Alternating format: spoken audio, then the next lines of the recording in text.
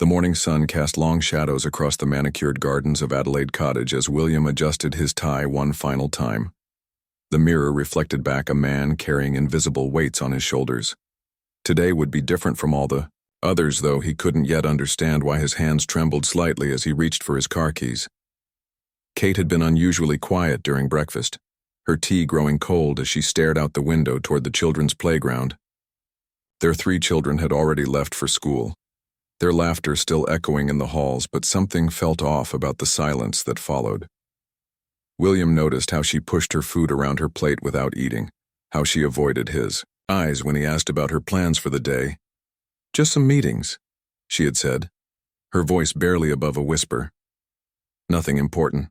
Now, driving through the London streets toward his first engagement of the day, William couldn't shake the feeling that Kate was hiding something significant.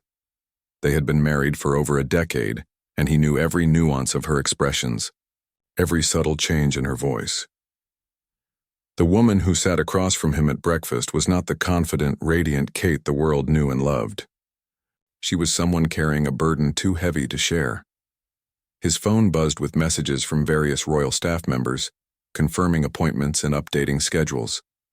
But buried among the official communications was a text from Sarah, Kate's longtime friend and confidant. The message was brief but troubling. "She needs you today more than ever. Please check on her."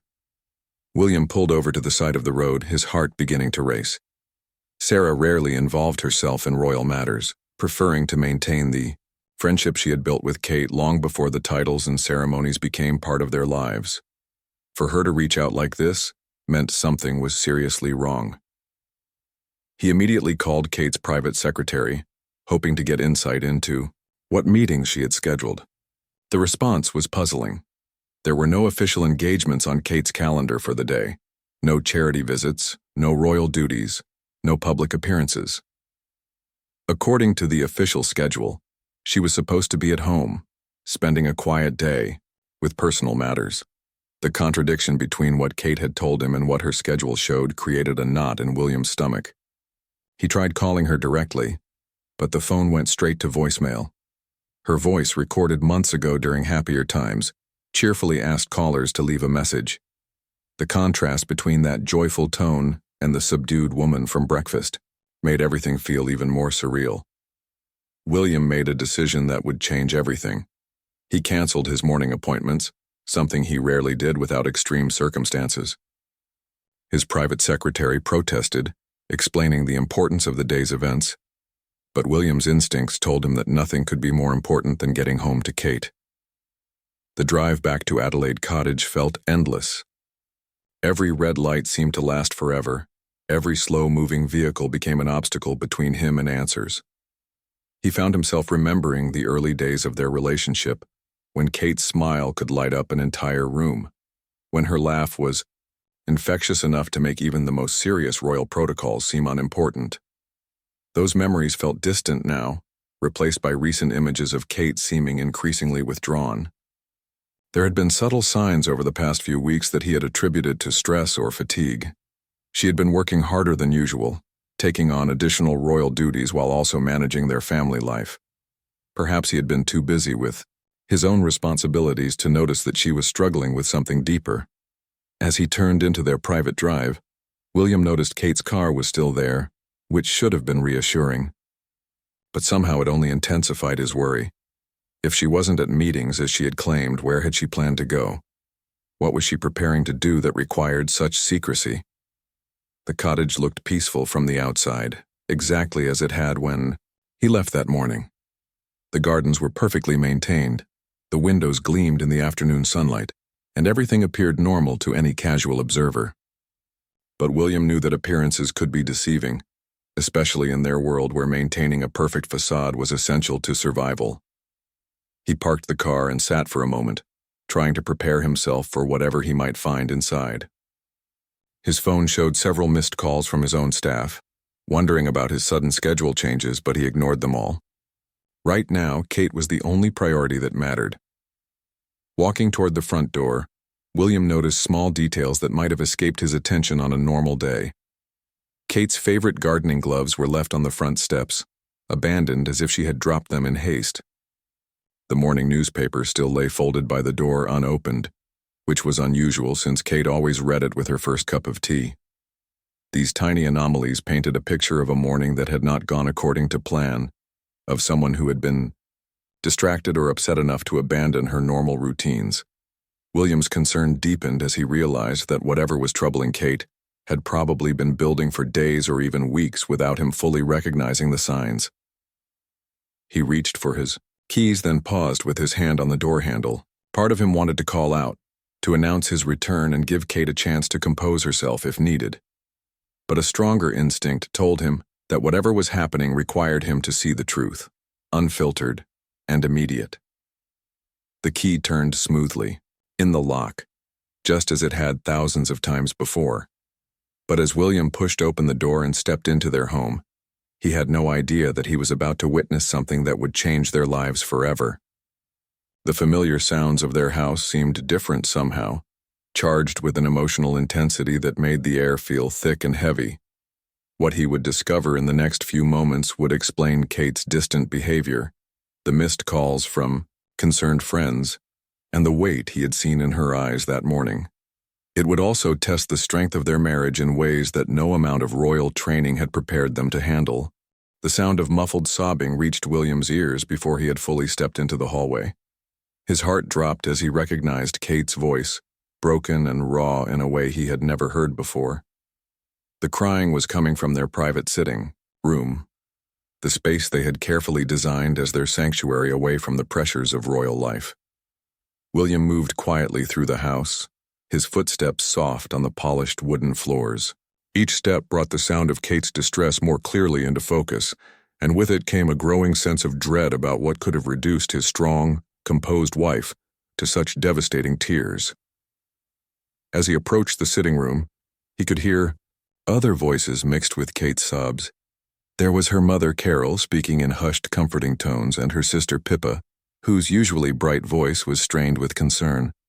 The presence of Kate's family confirmed that whatever was happening was serious enough to require their immediate support. William paused just outside the doorway, not wanting to intrude on what was clearly an intensely private moment, but desperate to understand what had brought his family to this crisis point. Through the slightly open door, he could see Kate seated on their favorite sofa, surrounded by crumpled tissues, her face buried in her hands as her shoulders shook with each sob. "We have to tell him," Carol was saying gently, her hand rubbing soothing circles on Kate's back. "William needs to know what's happening. You can't carry this burden alone anymore." "I can't," Kate replied through her tears, her voice so broken that William barely recognized it. "I can't bear to see the disappointment in his eyes when he realizes what I've done, what I've brought to our family."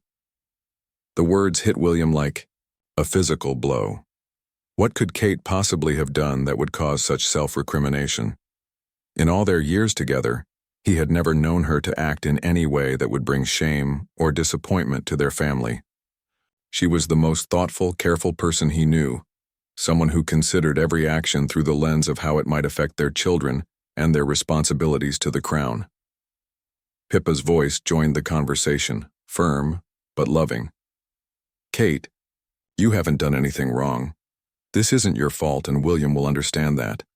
He loves you, and love means supporting each other through the difficult times, not just celebrating the good ones." "But the children," Kate whispered, and William could hear fresh tears in her voice. "How do I explain this to George, Charlotte, and Louis? How do I tell them that their mother's past mistakes might change everything for our family?" William's mind raced, trying to piece together what Kate could be referring to. Their past together held no secrets that he was aware of, no hidden scandals or mistakes that could threaten their family's stability. Kate had always been transparent about her life before they met, and there had never been anything in her history that caused concern for the royal family or their advisors. "The lawyers said there's still time," Carol was saying, her voice taking on a more practical tone. "These things can be managed, contained. The palace has dealt with much worse situations over the years. This doesn't have to become public if it's handled correctly." Lawyers.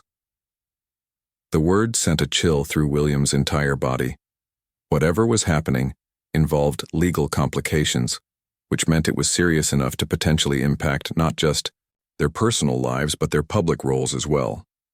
His mind immediately went to the worst possible scenarios: financial scandals, security breaches, or compromising situations that could be used against them by hostile media or political opponents. "I should have told him from the beginning," Kate continued, her voice growing stronger but no less pained. "When it first started happening, I should have trusted him enough to share what I was going through. Instead, I tried to handle it alone, and now it's gotten so much worse." The phrase "when it first started happening" suggested that this wasn't a single incident or mistake, but an ongoing situation that had been developing over time. William realized that while he had been focused on his royal duties and public responsibilities, Kate had been fighting some kind of private battle, bearing a burden that had grown too heavy for her to carry alone. Through the gap in the door, he watched as Pippa moved to sit beside Kate, taking her hands and speaking with quiet intensity. "You are the strongest person I know, Kate. You've handled every challenge that's come your way with grace and dignity. This situation doesn't change who you are or how much your family loves you." "But William..." Kate started to protest, then stopped as a fresh wave of tears overtook her. "William married you because he loves every part of who you are," Carol said firmly. "That includes your vulnerabilities, your mistakes, and your humanity. He didn't marry a perfect princess. He married a real woman who sometimes faces real problems." William felt a complex mixture of emotions as he listened to this conversation. There was guilt for not recognizing that Kate was struggling with something significant, anger at whatever or whoever had caused her such pain, and a deep, protective love that made him want to burst into the room and immediately take on whatever burden she was carrying. But there was also hurt, a sharp, unexpected pain at realizing that Kate hadn't trusted him enough to share this struggle. They had promised each other on their wedding day and many times since that they would face everything together. The fact that she had been carrying this alone felt like a failure of the partnership they had built. The media contact said they're planning to run the story next week, Pippa said, her voice dropping even lower. "With or without comment from the palace. At least if we get ahead of it, we can control the narrative somewhat." Media contact. Story. William's blood ran cold as he began to understand that whatever Kate was dealing with was about to become public knowledge. In their world, media attention on personal matters was like a wildfire, impossible to control once it started, capable of destroying everything in its path. He thought about their children, about George, who was old enough to understand news, stories about his parents, about Charlotte and Louis, who would have to face questions from classmates and friends. The protective instinct that drove so much of his daily life as a father kicked into overdrive. William realized he could no longer remain hidden in the hallway, listening to his wife's pain from a distance. Whatever was coming, they would face it together, as they had promised to do years ago when they exchanged vows in Westminster Abbey. He took a deep breath, straightened his shoulders, and prepared to step into the room and into whatever crisis was about to reshape their lives. William pushed the door open gently, and the conversation in the room stopped abruptly. 3 pairs of eyes turned toward him, each reflecting different emotions. Carol looked relieved that he had arrived. Pippa appeared anxious about his reaction, but it was Kate's expression that cut straight through his heart. Her face was swollen from crying, her usually perfect composure completely shattered, and in her eyes was a look of such deep shame and fear that William felt his own eyes begin to water. "William," Kate whispered, her voice barely audible. She immediately started to wipe her face with tissues, trying desperately to compose herself, but her hands were shaking too badly to be effective. "I heard you crying from the hallway," William said softly, moving slowly into the room so as not to startle anyone. "I came home because Sarah texted me. She was worried about you." The mention of Sarah caused Kate to close her eyes and take a shuddering breath. "I asked her not to involve you. I thought I could handle this on my own." William knelt down in front of the sofa where Kate was sitting, placing his hands gently on her knees. The familiar gesture, one he had made countless times during their marriage to offer comfort and connection, seemed to break something inside Kate. and fresh tears began flowing down her cheeks. "Kate, look at me," William said, his voice steady, despite the turmoil in his heart. "Whatever this is, whatever's happening, we're going to face it together. You don't have to carry anything alone anymore." Carol and Pippa exchanged glances, and Pippa stood up from her chair. "Maybe we should give you two some privacy," she suggested, but Kate immediately reached out and grabbed her sister's hand. "No. Please stay," Kate said quickly. "I need you here. I don't think I can get through explaining this without your support." William felt a small stab of pain at Kate's words. The fact that she needed her family's support to talk to her own husband highlighted just how serious and damaging this situation must be, but he pushed aside his hurt feelings, focusing instead on what Kate needed from him in this moment. "Okay," William said, settling back on his heels but maintaining his position in front of Kate. "I'm listening. Whatever it is, just tell me." Kate took several deep breaths, clearly struggling to find the right words. When she finally spoke, her voice was so quiet that William had to lean forward to hear her clearly. "Do you remember about 6 months ago when I started that new charity initiative for mental health awareness in young mothers?" Kate began, her eyes focused on her hands rather than William's face. William nodded. He remembered being proud of Kate's passion for the project, how she had thrown herself into research and planning with characteristic dedication. It had been one of her most personal charity endeavors, drawing on her own experiences as a mother and her genuine desire to help other women navigate the challenges of parenthood. "I was working closely with Dr. Rebecca Martinez, the psychologist who was helping to develop the program," Kate continued. "She became not just a professional colleague but a friend, someone I could talk to about the pressures of motherhood, about the expectations placed on me as a royal mother, about feelings I'd never felt comfortable discussing with anyone else." William felt a growing sense of unease. He had met Dr. Martinez several times at official events, and she had seemed professional and trustworthy. But the way Kate was speaking about her suggested that their relationship had developed beyond normal professional boundaries. "During our sessions, they weren't therapy sessions exactly, just planning meetings that became very personal. I shared things about our marriage, about my struggles with royal life, about moments when I felt overwhelmed or inadequate," Kate said, her voice growing stronger but also more pained. "I thought I was speaking to someone who understood confidentiality, who would respect the private nature of what I was sharing." The pieces were starting to come together in William's mind, and he felt a cold dread settling in his stomach. "Kate, what did you tell her?" "Everything," Kate whispered, and the single word carried the weight of complete devastation. "I told her about the times when the pressure made me want to run away from all of this. About the nights when I cried myself to sleep wondering if I was strong enough to be the mother our children needed. About the arguments we've had behind closed doors. About the moments when I questioned whether we made the right choice in taking on these royal responsibilities." William felt as though the air had been knocked out of his lungs.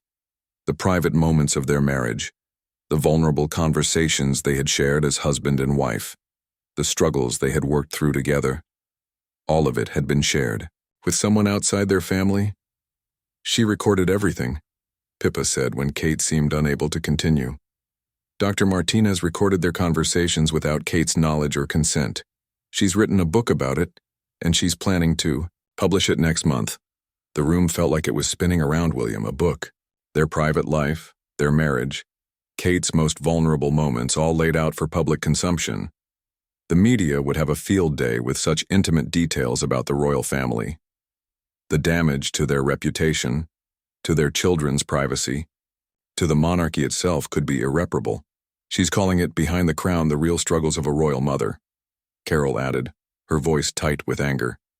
"The publisher is already promoting it as an unprecedented look inside the private life of the future Queen of England." William stood up abruptly, pacing to the window as he tried to process the magnitude of what he was hearing. This wasn't just a betrayal of Kate's trust. It was a violation of their entire family's privacy and security. Every intimate detail that Kate had shared, every moment of vulnerability would soon be available for anyone to read and judge. "William," Kate said, her voice breaking again. I am so sorry. I never meant for this to happen. I thought I was talking to someone who would help me be a better mother, a better wife, a better representative of the crown. Instead, I've put our entire family at risk. William turned back from the window, seeing Kate clearly for the first time since entering the room. This was why she had been so distant, so withdrawn. She had been carrying the knowledge of this betrayal, this impending disaster, while trying to maintain her public duties and care for their children. How long have you known? William asked, his voice carefully controlled. 3 weeks, Kate admitted. Dr. Martinez contacted me herself, asking if I wanted to provide any additional comments for the book before publication. That's when I realized what she had done, what she was planning to do with our conversations. 3 weeks. For 3 weeks, Kate had been living with this knowledge while continuing to smile at public events, while tucking their children into bed each night, while sharing meals and conversations with him as if everything was normal. William felt a new level of respect for his wife's strength, even as he struggled with the implications of her choices. The silence in the room stretched out as everyone waited for William's reaction, for his judgment of Kate's actions and their consequences. The next words he spoke would determine not just how they would handle this crisis, but the future of their marriage itself. William walked back to Kate and sat down beside her on the sofa, taking her trembling hands in his. The gesture surprised everyone in the room, including Kate, who had been bracing herself for anger, disappointment, or worse. Instead, William's touch was gentle, his eyes filled with concern rather than judgment. Kate, he said quietly, first, I need you to understand something very important. This is not your fault. Kate's eyes widened in surprise and fresh tears began to flow. But these seemed different from the tears of shame and fear she had been crying earlier. But I trusted her. I shared things that should have stayed between us. I put our family in danger because I was weak and needed someone to talk to. You weren't weak, William said firmly, his voice growing stronger with conviction. You were struggling with enormous pressures that very few people in the world can understand, and you sought help in what you believed was a safe, confidential environment. Dr. Martinez is the one who betrayed that trust. She's the one who violated professional ethics and personal decency. You are the victim here, not the perpetrator. Carol reached over and squeezed her daughter's shoulder, relief evident on her face at William's reaction. That's exactly what we've been trying to tell her, she said. Kate has been blaming herself for trusting someone who presented herself as a professional healthcare provider. William felt a surge of protective anger toward Dr. Martinez, but he kept his voice calm and focused on Kate. Tell me about the lawyers. What are our options for stopping this publication? Pippa opened a folder that had been sitting on the coffee table, filled with legal documents and correspondence. We've been working with the family's legal team for the past 2 weeks. The challenge is that Dr. Martinez is claiming the conversations were part of her research for the charity project, not medical consultations, which means standard doctor-patient confidentiality doesn't apply. But she didn't have permission to record the conversations, William pointed out, his analytical mind beginning to work through the legal possibilities. That's our strongest argument, Carol agreed. In the UK, recording someone without their consent is illegal in most circumstances. But Dr. Martinez is claiming that Kate gave implicit consent by agreeing to participate in what she called research discussions for the Mental Health Initiative. William felt his jaw clench as he realized how carefully Dr. Martinez had planned this betrayal. She had manipulated Kate's genuine desire to help other mothers, using it as cover for what was essentially an elaborate scheme to gain access to intimate details about royal family life. What does the palace legal team say? William asked, though he suspected he already knew the answer. Kate let out a bitter laugh that held no humor. They're recommending that we don't fight it legally. They think a court battle would only draw more attention to the book and potentially make things worse. Their strategy is to minimize damage through careful public relations management. Minimize damage, William repeated, anger creeping into his voice despite his efforts to remain calm. They want us to just let this woman publish our private Conversations and hope the public relations team can somehow make it less devastating? The palace is concerned that fighting too hard might make it look like we have something to hide, Pippa explained. They're worried about the Streisand effect, that trying to suppress the book might only make people more interested in reading it. William stood up again, this time moving to the fireplace where family photographs lined the mantelpiece. Pictures of their wedding day, their children's christenings, family vacations where they looked genuinely happy and carefree. All of these moments felt tainted now by the knowledge that their private struggles would soon be public entertainment. There has to be another way, William said, turning back to face the group. We can't just accept that someone can violate our privacy this completely and face no consequences.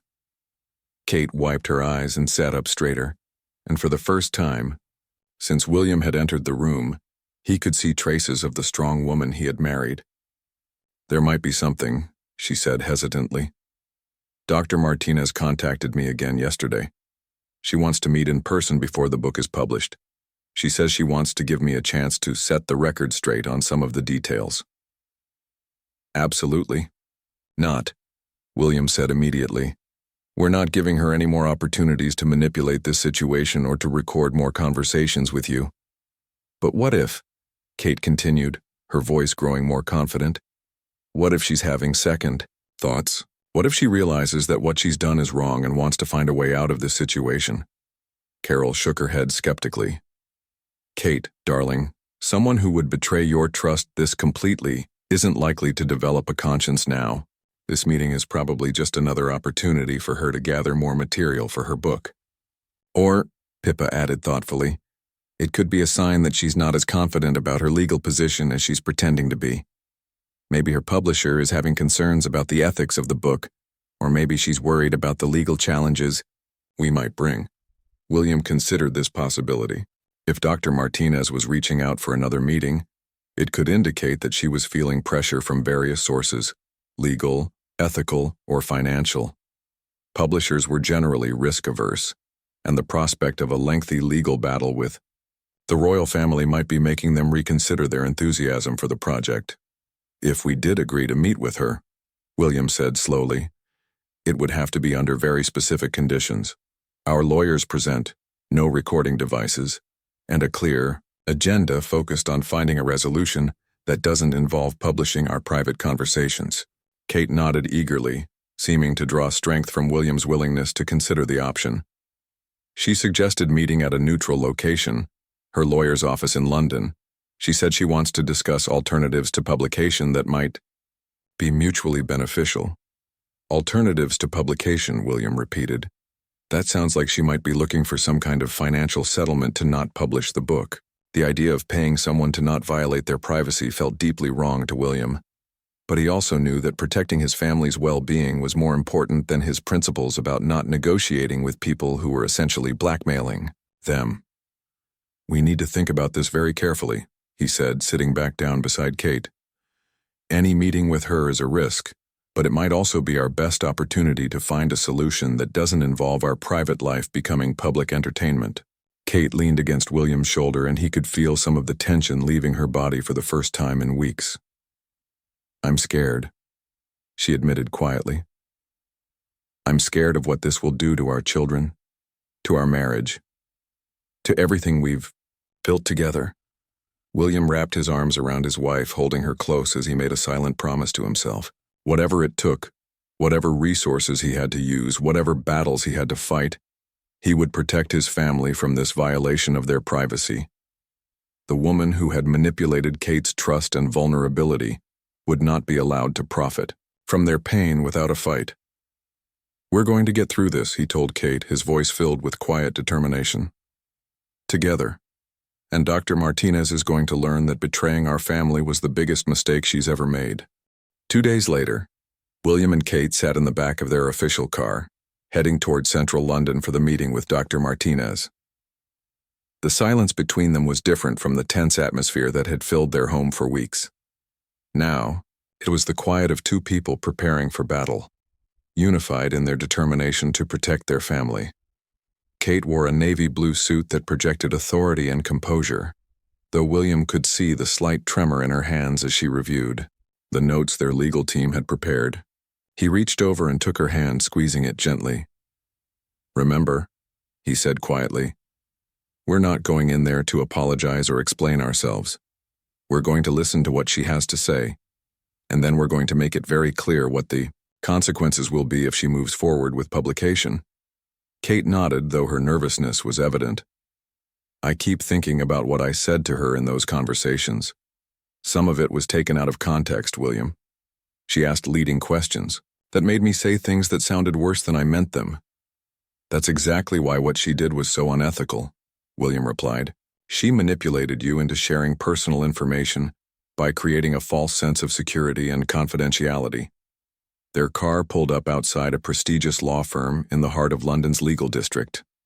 The building was imposing, with its Georgian architecture and polished brass nameplate, designed to intimidate visitors and project an image of power and success.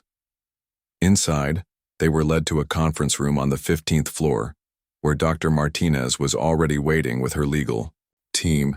William's first impression was of a woman who looked far less confident than he had expected. Dr. Martinez appeared nervous, fidgeting with papers on the table and avoiding direct eye contact when William and Kate entered the room. She was younger than William had imagined, probably in her early 40s, with the kind of polished appearance that suggested she was accustomed to professional success. But there was something in her demeanor that suggested she was beginning to understand the magnitude of what she had set in motion. "Your Royal Highnesses," Dr. Martinez said, standing awkwardly and offering a slight bow that seemed more nervous than respectful. "Thank you for agreeing to meet with me." William remained standing, using his height and the natural authority of his position to establish the tone of the meeting from the beginning. "Dr. Martinez," he said coolly, "I think we should be very clear about why we're here. You violated my wife's trust in the most fundamental way possible, and now you want to discuss alternatives to publication. I'm curious to hear what you think could possibly justify what you've done." Dr. Martinez's lawyer, a sharp-looking woman in her 50s, immediately intervened. "Perhaps we should all sit down and discuss this calmly. My client has some proposals that we believe could benefit everyone involved." "Benefit everyone?" Kate spoke for the first time since entering the room, her voice steady but cold. "Dr. Martinez, you recorded our private conversations without my knowledge or consent. You're planning to publish intimate details about my marriage, my children, and my personal struggles. How exactly do you think this could benefit me or my family?" Dr. Martinez finally made eye contact with Kate, and William was surprised to see what looked like genuine remorse in her expression. "Kate, Your Royal Highness, I want you to know that this was never meant to become what it has become. When I started recording our conversations, it was purely for my own research notes. I never intended to write a book." "But you did write a book," William pointed out, "and you're planning to publish it. Whatever your original intentions, you made a choice to violate our privacy for financial gain." "The publisher approached me," Dr. Martinez said, her voice becoming defensive. "When they heard about my work with the Mental Health Initiative and learned that I had detailed notes about working with members of the royal family, they offered me an incredible opportunity. The advance alone would secure my children's education and my family's future." William felt a surge of anger at the woman's attempt to justify her actions through financial necessity, but he kept his voice controlled. "So you decided that your family's financial security was worth more than my family's privacy and well-being?" Dr. Martinez's lawyer placed a restraining hand on her client's arm, clearly concerned about where the conversation was heading. "Let's focus on solutions," she said diplomatically. "My client is prepared to offer some significant concessions regarding the book's content." Kate leaned forward slightly, her interest piqued despite her anger. "What kind of concessions?" "We're willing to remove all direct quotes from your conversations," Dr. Martinez said eagerly. "Instead of publishing your actual words, I would write about the general themes and challenges that royal mothers face, using our discussions as background research rather than direct source material." William and Kate exchanged glances. This was better than having Kate's exact words published, but it still meant that their private conversations would be used as the foundation for a book that would inevitably be marketed as an insider's look at royal family life.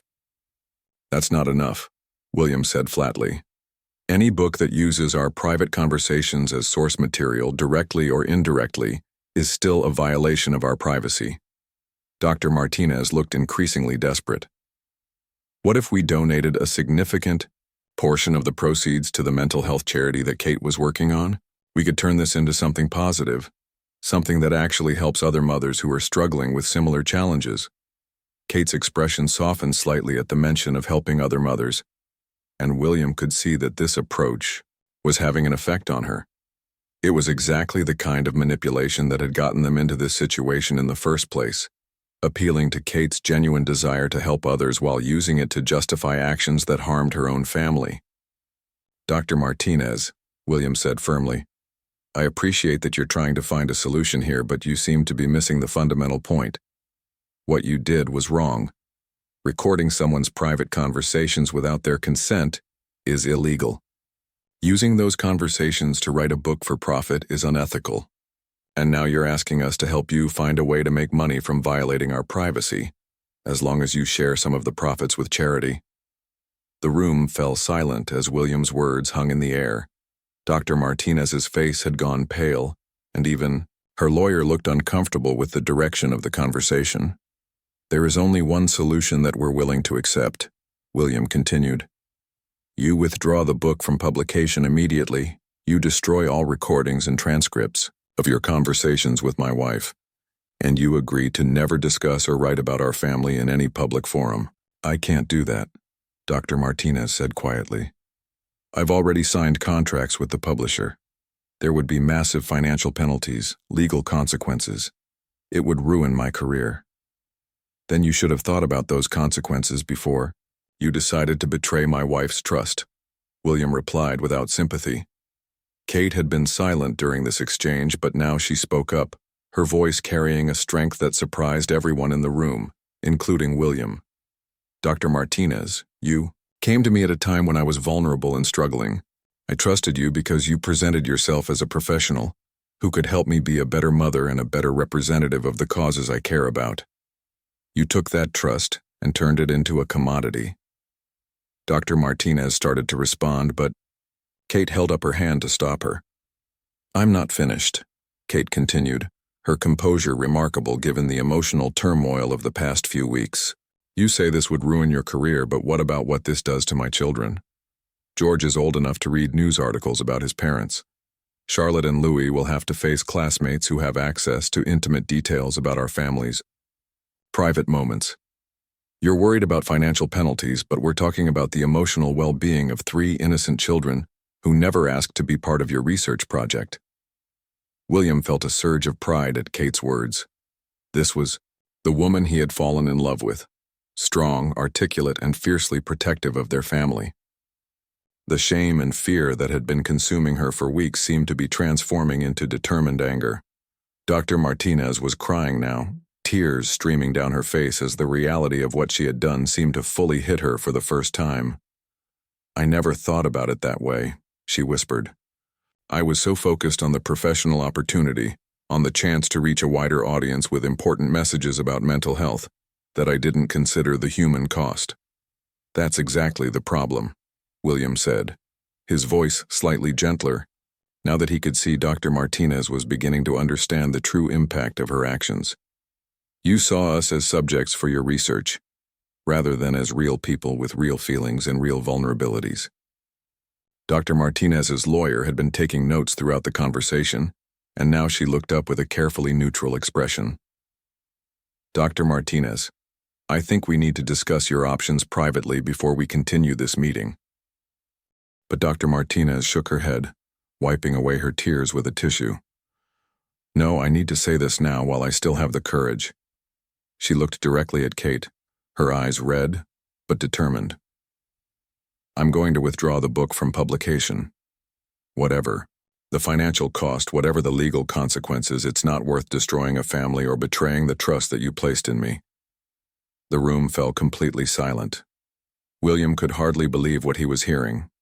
And from Kate's expression, neither could she. After weeks of legal strategizing and worst-case scenario planning, Dr. Martinez was simply choosing to do the right thing. The recordings? William asked. hardly daring to hope that this nightmare might actually be ending. "I'll destroy everything," Dr. Martinez said, her voice growing stronger with each word. "The recordings, the transcripts, my notes, everything. And I'll sign any legal agreement you need to ensure that I never discuss your family publicly in any context." Kate was crying again, but these were tears of relief rather than despair. "Dr. Martinez, I need you to understand something. I don't hate you for what you did. I understand the pressures that can lead someone to make decisions they later regret. But the trust between us can never be rebuilt." Dr. Martinez nodded, accepting Kate's words with grace. "I understand completely, and I want you to know that in all of our conversations, despite what I've done with them, I never heard anything that made you seem like anything less than a devoted mother and wife. Your struggles were so normal, so human, and that's exactly what made you so relatable and admirable." William felt a weight lifting from his shoulders that he hadn't even realized he was carrying.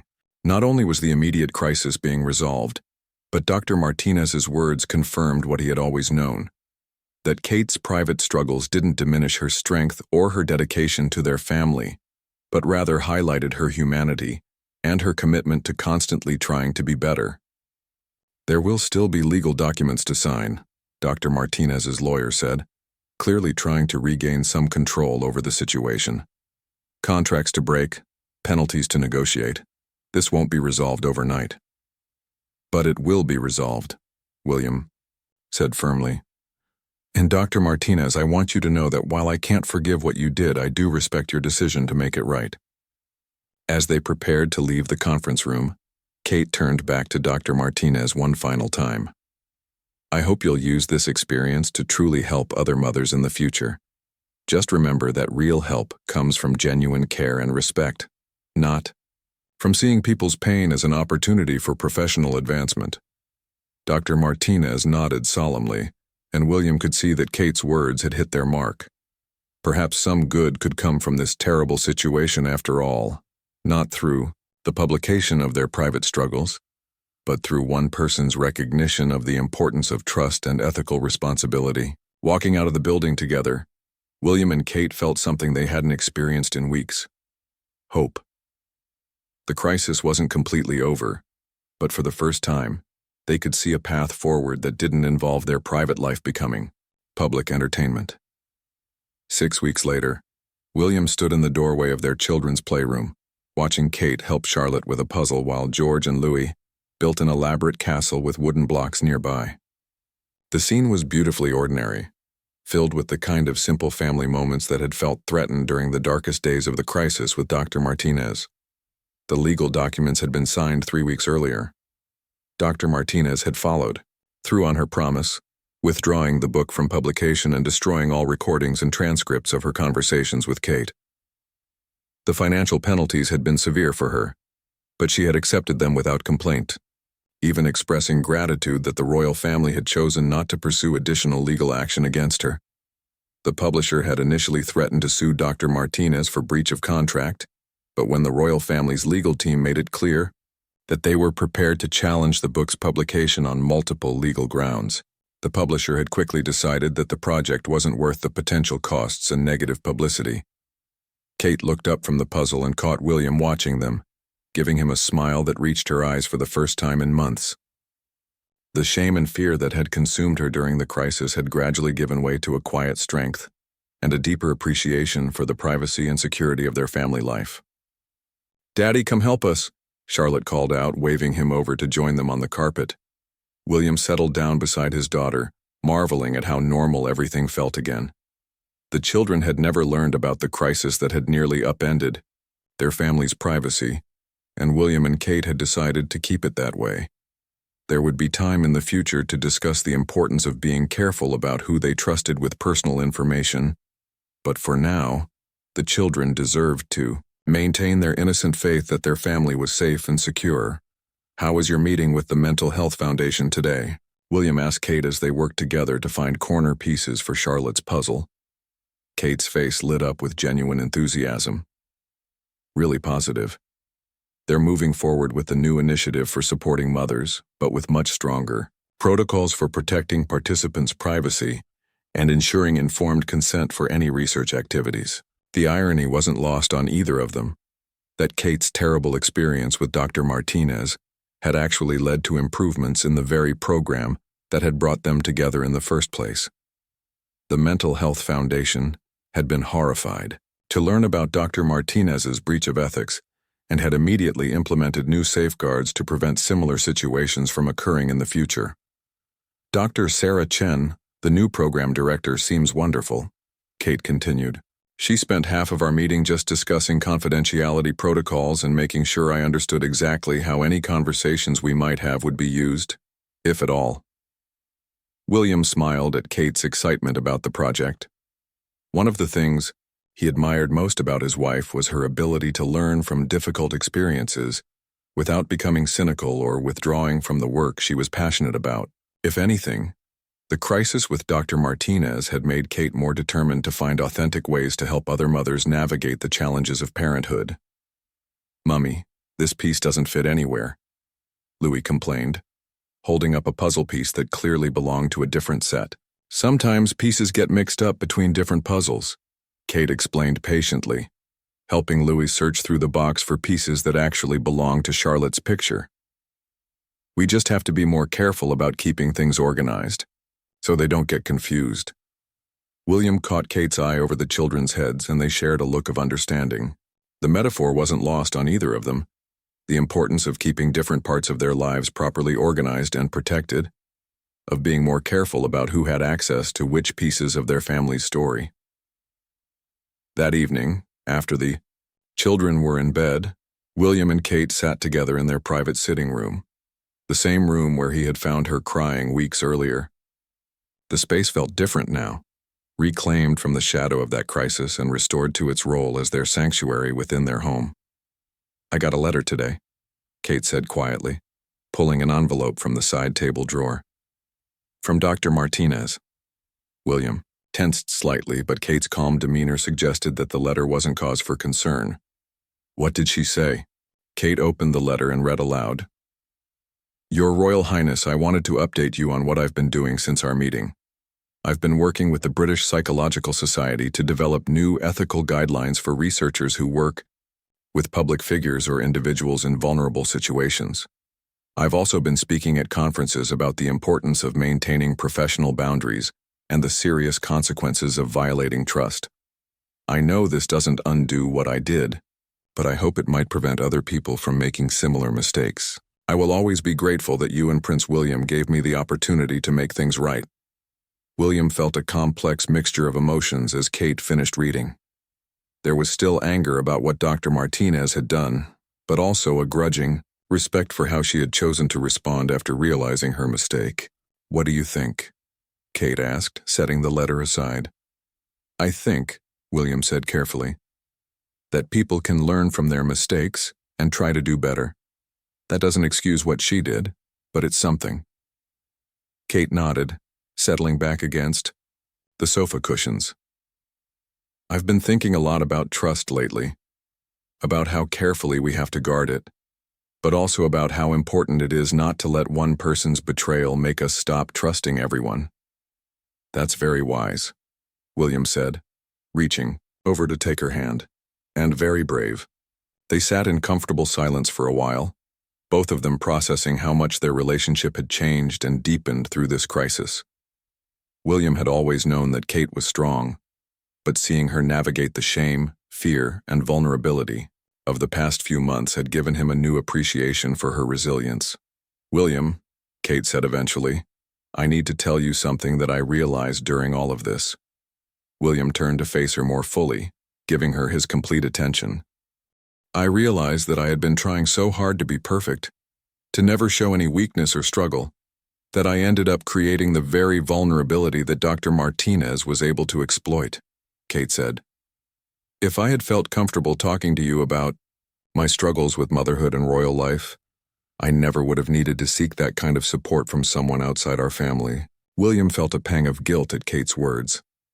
"Kate, you should always feel comfortable talking to me about anything. If you felt like you couldn't, then I failed as a husband." "No," Kate said firmly. "We both got caught up in trying to manage everything perfectly, The royal duties, the parenting, the public image, and we were so focused on being strong for everyone else that we forgot to be vulnerable with each other. William realized that Kate was right. They had both fallen into the trap of trying to protect each other from additional stress, when what they really needed was to share those burdens and support each other through them. "So what do we do differently going forward?" William asked. Kate smiled, the expression warm and hopeful. "We remember that our marriage is supposed to be our safe space, not another arena where we have to perform. We trust each other with our fears and struggles, even when they're messy or complicated." William leaned over and kissed Kate softly, feeling grateful for the crisis that had nearly broken them but had ultimately made them stronger. "I love you," he said simply. "All of you, including the parts that struggle and worry and sometimes feel overwhelmed." "I love you too," Kate replied. "And I promise that from now on you'll be the first person I turn to when I need support, not the last." As they headed upstairs to bed, William reflected on how crisis could sometimes be a gift in disguise. The past few months had been terrible, but they had also stripped away pretenses and revealed the true strength of their partnership.